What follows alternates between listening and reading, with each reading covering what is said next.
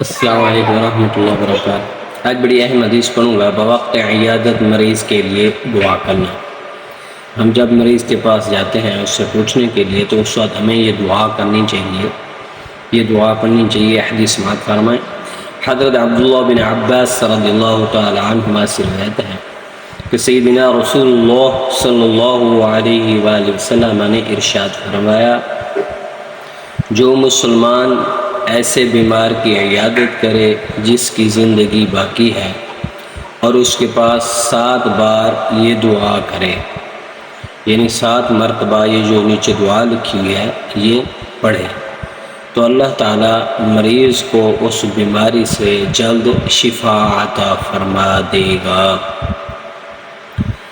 اور یہ یاد رکھنا کہ ہم جاتے ہیں اس کے پاس، ہم کہتے ہیں اللہ تعالیٰ آپ کو جلدی شفا عطا فرمائے۔ شفا نہیں کہنا، شفا کا مطلب ہوتا ہے بیماری عطا فرمائے۔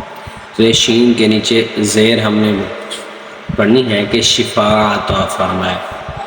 دعا یہ ہے، سماعت فرمائے۔ اسأل اللہ العظیم رب العرش العظیم ان یشفیک۔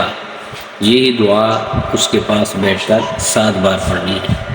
یہ اس کا ترجمہ سماعت فرمائے۔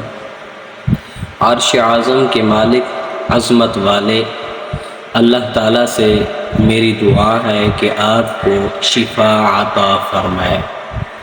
یہ حدیث سنن ابی داؤد شریف کے اندر موجود ہے، کتاب الجنائز، باب دعاء للمریض عند العیادہ۔ اس کا جو نمبر ہے 3156، اور یہ حدیث ترمذی شریف کے اندر بھی موجود ہے 2083، المستدرک علی الصحیحین کے اندر بھی موجود ہے۔ اس حدیث مبارک میں ہماری تربیت کی گئی کہ مریض کی عیادت کرتے وقت دیگر آداب ملحوظ رکھتے ہوئے اس کے لیے 7 بار یہ دعا بھی کرنی چاہیے۔ اگر اس کی زندگی باقی ہوئی تو جلد صحت یاب ہوگا، اور اگر وقت وفات قریب ہوا تو باطنی شفا ملے گی اور وہ قلب سلیم کے ساتھ رب تعالیٰ کے حضور حاضر ہوگا۔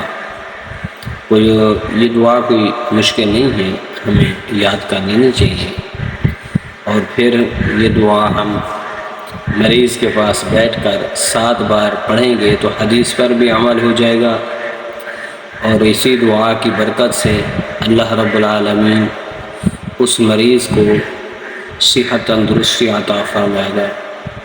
تو دعا ہے جتنے بھی مسلمان بیمار ہیں اللہ تعالیٰ ہم سب کو صحت تندرستی عطا فرمائے، تمام کی پریشانیوں کو دور فرمائے۔